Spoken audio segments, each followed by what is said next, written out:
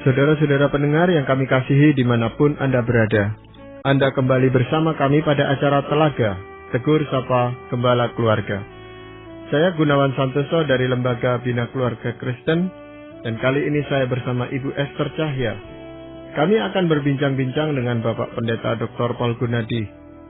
Beliau adalah seorang pakar dalam bidang konseling serta dosen di Seminari Alkitab Asia Tenggara, Malang. Perbincangan kami kali ini tentang pekerjaan yang cocok. Kami percaya acara ini pasti bermanfaat bagi kita sekalian, dan dari studio kami mengucapkan selamat mengikuti. Pak Paul, untuk mendapatkan pekerjaan yang sesuai dengan kemampuan, dengan harapan maupun dengan kebutuhan, itu tentu menjadi idaman hampir semua orang, Pak Paul ya.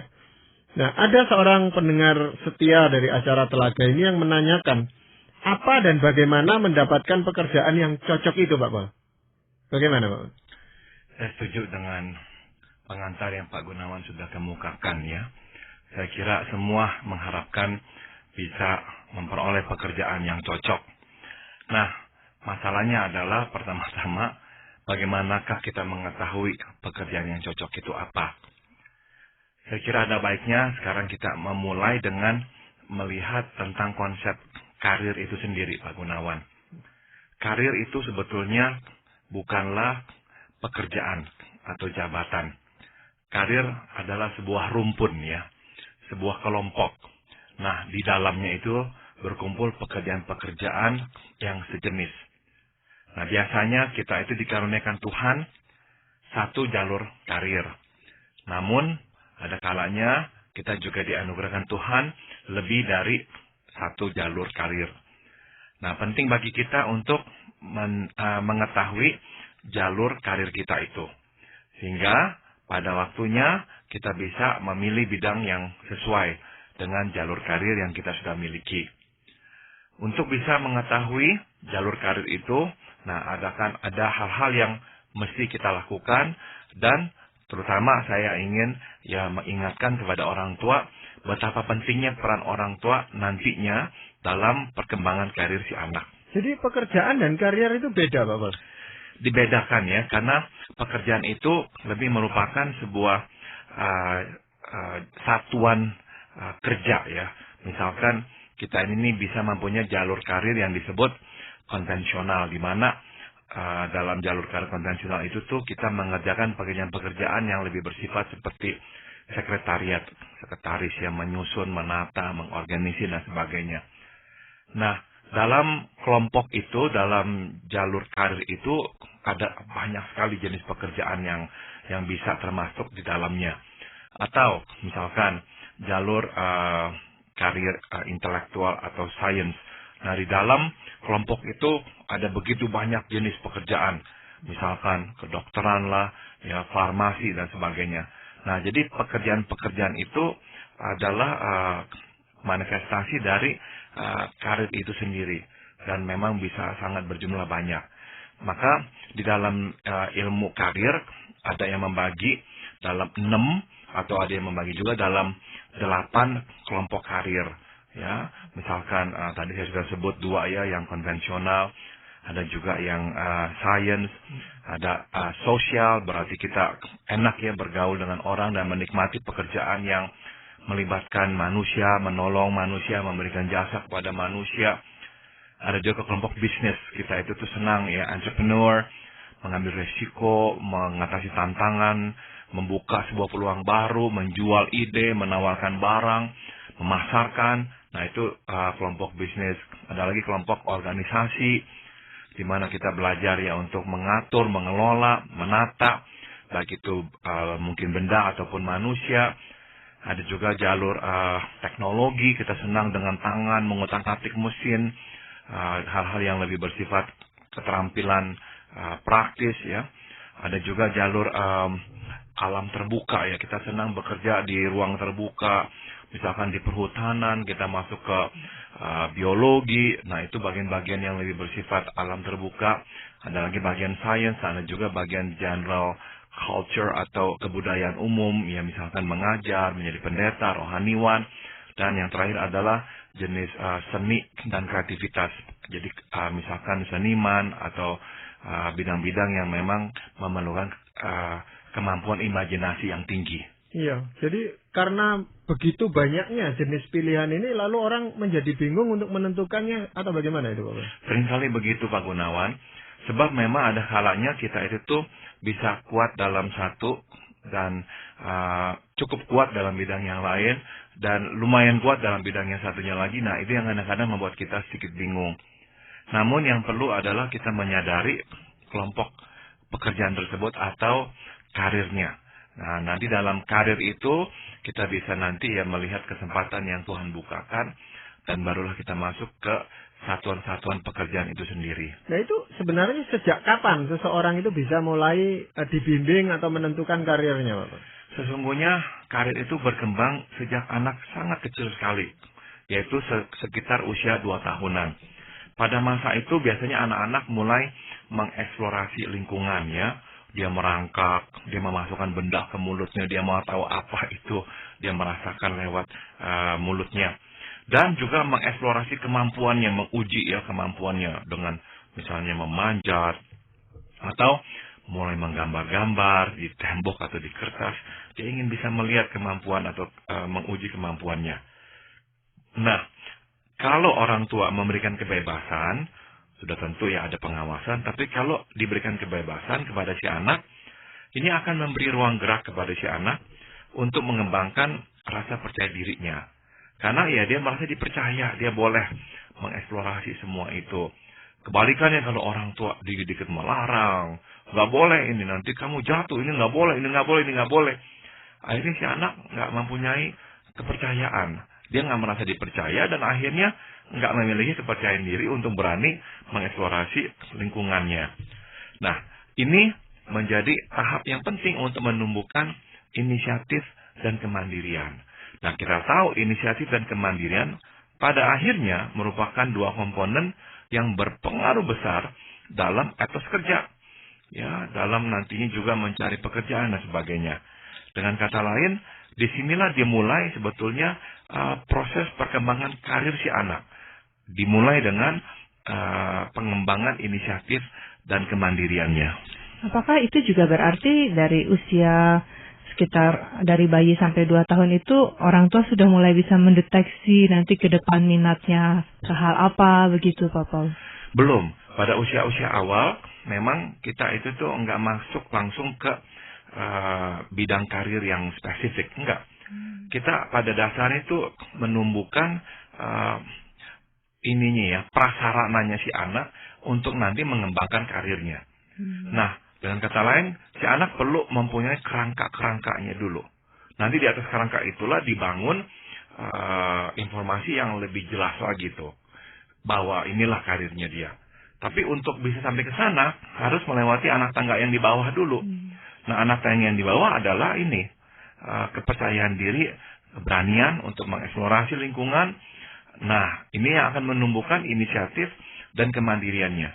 Dengan kata lain begini Bu Esther, kalau si anak tidak mendapatkan atau tidak mengembangkan inisiatif dan kemandirian di masa kecil ini akan nanti mengganggu proses perkembangan dirinya dan juga perkembangan karirnya. Nggak akan nanti mempengaruhi. Hal-hal yang seharusnya dia coba untuk dia ketahui, dia nggak berani coba. Padahalnya itulah bagiannya, itulah bidangnya. Tapi karena dia nggak pernah berani, dia selalu ketakutan, dia nggak pernah tahu. Disuruh ini, diberikan kesempatan itu, nggak mau. Akhirnya nggak tahu apa-apa. Nah, ini kan menghambat sekali. Atau dia tahu dia punya ini kemampuan, tapi nggak pernah berani untuk memakainya. Sehingga dia diem, dia simpen semuanya, nggak pernah dia gunakan. Nah, akhirnya juga karirnya atau diri yang nantinya itu mengetahui karir tersebut akhirnya nggak pernah bertumbuh juga. Jadi penting sekali nih anak tangga yang di bawah ini supaya nanti di atasnya si anak bisa membangun konsep yang lebih jelas akan karirnya itu. Soalnya kan kadang-kadang banyak orang beranggapan 2 tahun tak bisa tahu apa begitu Pak Paul ya. Bahkan juga tidak sedikit orang tua yang berharap anaknya ya nggak macem-macem, nggak mengeksplor macam-macam, tapi lebih yang tenang, yang baik-baik. Kadang-kadang berharapnya seperti itu, Pak Paul ya. Dan kalau memang anak itu bawaannya diem, tenang, ya nggak apa-apa.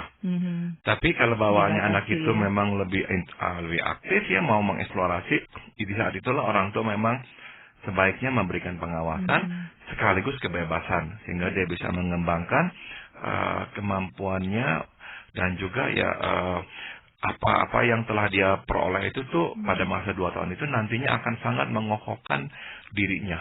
Jadi bukannya dibatasi untuk jadi diem-diem itu ya? Betul. Saya selalu jadi ingat ini juga Pak Gunawan, kan kalau tradisi Jawa, budaya Jawa ada itu ya, waktu anak mulai bisa berjalan, yang ada upacaranya kan katanya disediakan banyak barang, suruh milih. Nanti misalkan dia pilih buku, wah nanti anak ini akan menjadi apa gitu ya, pendidikannya baik, jadi sepertinya sebuah prediksi ke depannya gitu. Dan saya kira di sana memang terkandung harapan orang tua yang sudah tentu barang-barang yang ditaruh, barang-barang yang diharapkan nanti anak akan pilih ya. Di sana ada terkandung keharapan orang tua terhadap anaknya.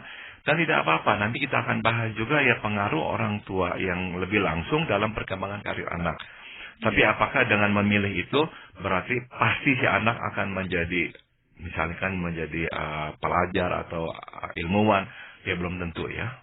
Ya memang itu pilihan anak itu kan masih belum berdasarkan pilihan yang sesungguhnya, artinya dia pikirkan atau tidak itu awalnya ya, mungkin betul. Kebetulan saja dia meraih benda yang paling dekat di dia itu. Tetapi seringkali juga itu berpengaruh kepada orang tua gitu Pak Pol ya. Iya.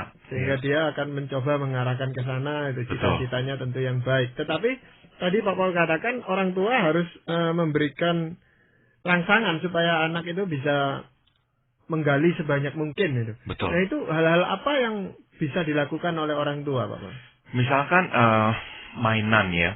Sebaiknya mainan itu tuh enggak mainan yang ini ya, yang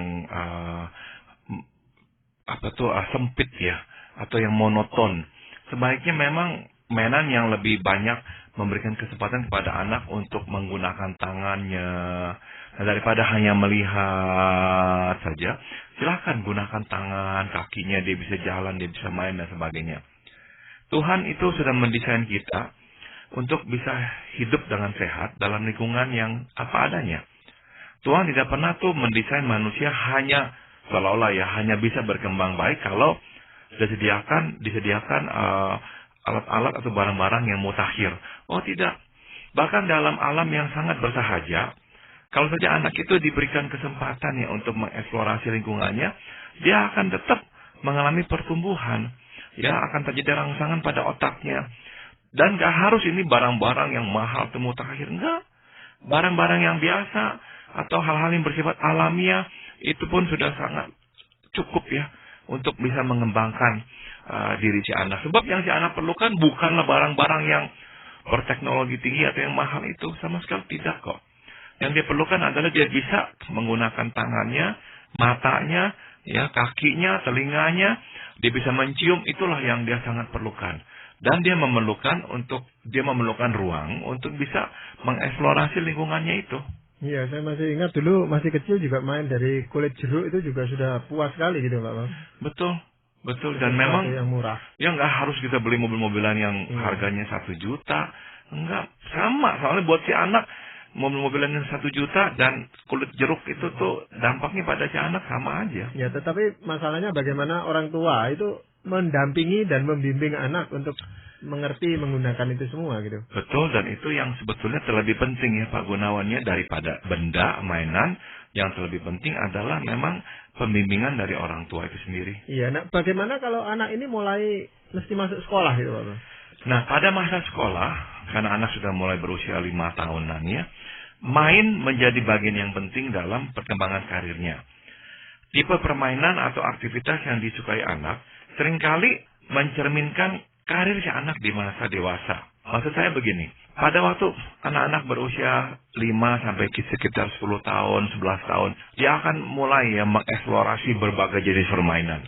Jarang anak itu tuh tiba-tiba satu saja dan langsung suka, jarang. Kebanyakan ya sesuai dengan perkembangan usianya, dia akan memilih berbagai jenis permainan. Pada usia 5 tahun main apa, 6 tahun main apa, 7 tahun main apa, dan sebagainya. Nah, sebetulnya nanti kita bisa mulai melihat anak-anak itu tuh akan memilih permainan yang mempunyai tema yang sama. Tanpa dia sadari, dia sebetulnya itu sudah mulai mengarahkan diri ke karir yang memang Tuhan telah sediakan untuk dia. Misalkan, ada anak yang sangat senang dari kecil sekali ya, main tak umpet, mencari, orang bersembunyi, dicari. Nah, misalkan setelah anak itu berusia 11-12 tahun, yang dia sukai adalah hal-hal permainan games yang misteri, yang mengandung unsur misterinya. Nah, sebetulnya tuh pada usia-usia antara 5-11-12 tahun, tema permainannya akan sama. Di samping yang sama, tema yang sama, sudah tentu ada hal-hal yang lain yang dia mainkan, yang dia bisa juga. Tapi yang dia benar-benar sukai, kalau dia pikir-pikir, dia akan temukan temanya. Oh iya ya, saya suka tema misteri ini. Dengan kata lain, anak ini mungkin sekali nanti akan memasuki bidang yang sangat memerlukan aktivitas intelektual untuk mencari tahu penyebab, dan nggak mudah, nggak nyaman dengan sesuatu yang langsung dicekoki. Enggak, dia mau tuh berpikir. Nah, nanti bidang-bidang yang dia akan geluti adalah bidang-bidang yang memang menuntutnya untuk berpikir. Kalau rutin sama, manual, hari lepas hari begitu-begitu, wah dia nggak bisa tuh. Tapi ada juga anak yang memang dari kecil tuh kelihatan, dia senang permainan yang banyak sekali tantangannya yang menggunakan kekuatan fisik. Nah, bisa jadi nanti tuh dari permainan-permainan itu tuh kita akan bisa melihat juga. Memang yang dia sukai adalah pekerjaan yang penuh dengan tantangan. Dan yang juga nanti memerlukan mobilitas yang tinggi. Dia harus sering pergi ke sana ke sini, menghadapi masalah di sini, selesaikan. Menghadapi masalah di sana, selesaikan. Nah, kita akan mulai melihat tema-tema itu. Jadi, masa bermain atau permainan apa yang dimainkan oleh anak memang sangat penting sekali di sini. Tapi kan kadang-kadang itu mengikuti tren juga gitu Pak Paul ya. Maksudnya kalau anak-anak sekarang kan pas lagi trennya main apa gitu. Misalkan kalau sekarang berkaitan dengan yang sifatnya elektronik begitu, PlayStation ataupun computer game, rasanya kan semua anak mainnya ke sana gitu. Ini gimana Pak Paul ya? Memang ada pengaruh tren sudah tentu ya. Jadinya kalau misalkan sekarang permainan video games yang lagi populer, memang main video games. Tapi, nggak semua anak senang main video games jenis yang sama. Kadang-kadang kita melihat ada anak-anak yang senang gamesnya itu tuh bersifat misteri. Mencari, menemukan. Tapi ada juga yang senang tembak-menembak. Jedar-jedor. Begitu, kejar-mengejar, action dan sebagainya. Nah, dan kalau misalkan temanya itu tuh sama, nanti akan terulang dalam jenis aktivitas yang berbeda. Pada usia ini dia sedang main video games. Mungkin pada usia yang berikutnya dia akan senang permainan yang lain, tapi temanya kira-kira akan sama juga. Ya, jadi memang kita bisa melihat tema itu seringkali dipertahankan. Walaupun ada masanya dia main mainan yang tertentu, tapi biasanya tuh mainannya nggak akan tahan, memang nggak bertahan lama. Dia akan memilih mainan yang lain, tapi jenisnya akan sama. Kalau dia nggak suka lari-larian, nggak suka capek-capean, dia akan lebih senang main-mainan yang diem. Nantinya dia lebih senang memang menjadi sekretaris, dia lebih senang menjadi akuntan, ya nggak suka yang berkeringat, yang keluar-keluar. Nah, jadi memang kita akan mulai melihat adanya tema-tema pada permainan anak itu. Setelah masa anak-anak itu dilewati Pak Paul, dan ketika dia memasuki usia remaja, itu kan biasanya ada pergantian jenis permainan dan sebagainya. Apakah itu berpengaruh Pak Paul? Ada Pak Gunawan. Pada masa-masa remaja, anak ini mulai benar-benar terjun, ya, hidup dengan teman-temannya yang biasanya sebaya. Nah, di sini keterampilan menjalin dan mempertahankan relasi diasah. Kenapa kok ini pentingnya? Sebab inilah benar-benar ini tali yang nanti itu akan mengikat perkerabatan atau yang akan mengikat kerjasama. Karena kita tahu ya bahwa ini penting dalam nanti bekerja sama. Nah, ini dipupuk nih pada masa-masa remaja. Dia mungkin ada konflik, dia mulai menyelesaikannya, dia nggak suka dengan yang ini, dia ngomong sama orang tersebut, dia merasa dia takut, dia cerita sama siapa, sama temannya. Nah, ini dinamika pertemanan inilah yang nanti ini menjadi fondasi yang sangat penting dalam perkembangan karir si anak. Karena nanti dia akan harus bekerja sama dengan orang-orang lain, ya. Nah, kalau si anak kehilangan kesempatan bergaul seperti ini, nggak ada sosialisasi, ini akan berakibat buruk pada perkembangan karir si anak. Misalnya, nantinya dia akan susah bekerja sama dengan orang, kehendaknya selalu harus dituruti, dia nggak bisa mengalah, Dia nggak bisa melihat dari sudut pandang orang lain. Dia hanya melihatnya dari kacamatanya sendiri. Nah, ini nih hal-hal yang nanti akan menghancurkan perkembangan karirnya. Misalkanlah dia mempunyai kemampuan di satu bidang, tapi gara-gara keterampilannya untuk bersosialisasi sangat buruk, akhirnya dia nggak bisa masuk juga ke bidang tersebut. Karena nantinya kita masuk atau keluar dalam sebuah bidang kerja itu bergantung pada penerimaan rekan-rekan kita. Kalau rekan-rekan kita menolak kita, meskipun kita mau, kita nggak bisa masuk juga. Bicara soal kehilangan, maaf Papa kalau boleh mundur sedikit. Tadi kalau misalnya kehilangan kesempatan untuk bermain di masa sebelumnya, apa juga itu bisa berdampak ke tahapan berikutnya Papa? Karena berdampak, Ibu Esther, karena begini, bermain itu tuh pada dasarnya tuh akan menumbuhkan juga keterampilan si anak untuk bekerja. Maka ada teori dalam ilmu konseling karir yang mengatakan bahwa sebetulnya tuh main adalah prototipe kerja. Main adalah cikal bakalnya kerja. Jadi orang yang memang bisa bermain dengan baik, ya bisa kerjasama, nantinya juga bisa tenggang rasa, bisa menyatukan visi sehingga bisa mencapai target secara bersama-sama. Itu tuh sebetulnya adalah keterampilan-keterampilan yang diperlukan sekali dalam bekerja. Jadi orang yang bisa bermain dengan baik disimpulkan nantinya itu lebih bisa bekerja dengan baik pula. Ya, tolong menolong untuk bisa mencapai tujuan yang sama, kreativitas, mengembangkan permainan, memecahkan problem dalam permainan, itu semua adalah keterampilan yang mutlak diperlukan dalam bekerja. Nah, jadi sekali lagi nih, kita ini sampai sekarang memang belum membicarakan bidang karirnya secara spesifik. Kita masih membicarakan kerangka-kerangkanya nih yang akan nantinya tuh mendukung perkembangan karir selanjutnya yang lebih spesifik itu. Ya, tapi apa yang dirintis sejak usia 2 tahun atau sebelum itu bahkan mungkin Bapak ya, pada saat-saat remaja ini karena dia mulai bersosialisasi, itu bisa berubah Bapak? Betul, maksudnya permainannya akan berubah, tetapi sebetulnya kita akan melihat nanti itu bidang karir itu mulai menampakkan diri di usia remaja. Karena si anak tuh mulai mengenali biasanya minat serta kemampuannya. Biasanya lewat pendidikan sekolah. Nah, dia mulai tahu yang dia nggak suka apa. Misalkan mulainya adalah dengan mengetahui apa yang tidak disukainya. Perlahan-lahan waktu dia mulai tahu apa yang tidak disukainya, dia juga mulai menemukan apa yang disukainya. Tapi jangan takut kalau anak remaja belum tahu pasti apa yang disukainya. Seringkali anak remaja itu lebih tahu apa yang tidak disukainya. Kenapa kok tidak tahu apa yang disukainya? Sebab begini, pada masa-masa SLTA atau SMA atau SMU, belum semua bidang pekerjaan itu tuh diperkenalkan. Sehingga ada waktu-waktu memang anak-anak nggak tahu. Sebab bukannya dia tidak tahu dirinya, tapi memang belum ada pengenalan terhadap bidang pekerjaan tersebut. Mata pelajaran hanyalah sekitar 15-16. Jenis pekerjaan yang tersedia di luar ada berapa ratus. Nah, nggak mungkin sekolah bisa memperkenalkan semuanya. Jadi ada kalanya anak tidak tahu, tapi itu wajar. Yang penting dia mulai tahu jelas apa yang tidak dia sukai, apa yang tidak mampu dia lakukan. Nah, ini menjadi dasar untuk dia nanti mengetahui apa yang disukainya dan apa yang mampu dilakukannya dengan baik pula. Ya, dan di situ juga biasanya timbul konflik dengan orang tua bahwa apa yang disukai itu tidak disukai oleh orang tuanya itu, Bapak. Nah, orang tua memang pada tahap ini nih memberikan bimbingannya jangan terlalu keras, otoriter. Jangan, berikanlah pengarahannya kepada anak. Jangan sampai langsung memutuskan kamu tidak boleh ini karirnya jelek dan sebagainya. Enggak, biarkan kita awasi dulu ya, kita lihat dulu perkembangannya. Karena ini belumlah tahap akhir.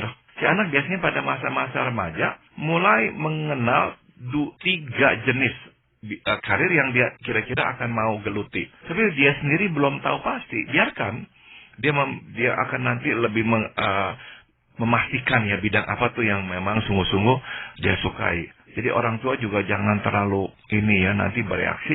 Akhirnya kasihan si anak yang sebetulnya dia bisa kembangkan, akhirnya dia nggak bisa kembangkan. Ya, tapi memang tadi Pak Paul sudah singgung bahwa sistem pendidikan kita itu dan kurikulumnya itu kadang-kadang tidak mendukung atau kurang menolong anak-anak ini untuk mampu menemukan karier apa yang akan dia geluti nantinya gitu Pak Paul. Di sini peranan sekolah atau guru sangatlah penting ya Pak Gunawan.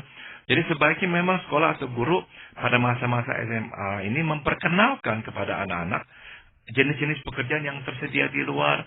Misalkan panggil orang tua murid yang mempunyai keahlian tertentu, pekerjaan tertentu untuk datang bercerita tentang pekerjaannya. Sehingga siswa belajar tahu, oh apa saja tuh yang ada, tuntutannya apa saja tuh, jenis pekerjaannya apa saja hari lepas harinya. Nah, anak-anak jadinya disiapkan mengenal apa yang tersedia di luar. Karena dalam perkembangan karir, mengetahui apa yang diri bisa lakukan dan mengetahui pekerjaan apa yang tersedia di luar, itu dua-duanya sama pentingnya. Iya, karena itu seringkali anak ketika ditanya oleh orang yang lebih tua, baik orang tuanya maupun orang tua yang lain itu, kamu nanti kalau besar mau jadi apa? Itu mereka juga bingung Bapak mau jawab atau asal jawab aja gitu. Memang kurikulum ini nih masih perlu dikembangkan Pak Gunawan dalam konteks sekolah di sini. Ya saya harap perlahan-lahan hal-hal ini akan lebih mudah, akan lebih dikomunikasikan kepada para siswa kita. Iya Pak Paul, pembicaraan kita ini tadi yang Pak Paul katakan baru menentukan kerangkanya saja gitu Pak Paul ya. Jadi kita belum masuk ke bagian yang lebih detail, yang lebih praktis. Nah Pak Paul, karena keterbatasan waktu ini kita harus akhiri dulu perbincangan kita ini dan kita akan lanjutkan pada kesempatan yang akan datang. Jadi kita berharap pendengar kita akan mengikutinya. Namun sebelumnya mungkin ada firman Tuhan yang ingin Pak Paul sampaikan. Amsal 27 ayat 17 berkata, besi menajamkan besi, orang menajamkan sesamanya. Nah tadi kita telah belajar ya, atau kita telah dengar peranan orang tua yang ternyata sangat penting sekali. Apa tuh peranan orang tua? Kalau boleh saya simpulkan, ini nih firman Tuhan katakan, besi menajamkan besi. Orang tua yang bergaul dengan anak, berinteraksi dengan anak, mengkonfirmasi, mengarahkan anak, memberikan kebebasan tapi memberikan pengawasan. Nah, ini ibarat besi yang menajamkan besi. Jadi akhirnya si anak pun menjadi tambah tajam, tambah tajam, tambah tajam. Tapi diperlukan peranan orang tua. Nah, jadi sekali lagi ya, kita mau memanggil orang tua, pulanglah ke rumah, terlibatlah dalam kehidupan anak. Sehingga kita bisa menajamkan besi yang Tuhan telah titipkan kepada kita ini. Ya, terima kasih Pak Paul juga Ibu Esther untuk perbincangan ini. Para pendengar sekalian, kami mengucapkan terima kasih Anda telah mengikuti perbincangan kami dengan Bapak Pendeta Dr. Paul Gunadi dalam acara Telaga, Tegur Sapa Gembala Keluarga. Kami baru saja berbincang-bincang tentang pekerjaan yang cocok. Bagi Anda yang berminat untuk mengetahui lebih lanjut mengenai acara ini, silakan menghubungi kami lewat surat. Alamatkan surat Anda ke Lembaga Bina Keluarga Kristen atau LBKK, Jalan Cimanuk 58, Malang. Anda juga dapat menggunakan email dengan alamat telaga@indo.net.id. Kami juga mengundang Anda mengunjungi situs kami di www.telaga.org. Saran-saran, pertanyaan, serta tanggapan Anda sangat kami nantikan. Akhirnya dari studio kami mengucapkan terima kasih atas perhatian Anda dan sampai jumpa pada acara Telaga yang akan datang.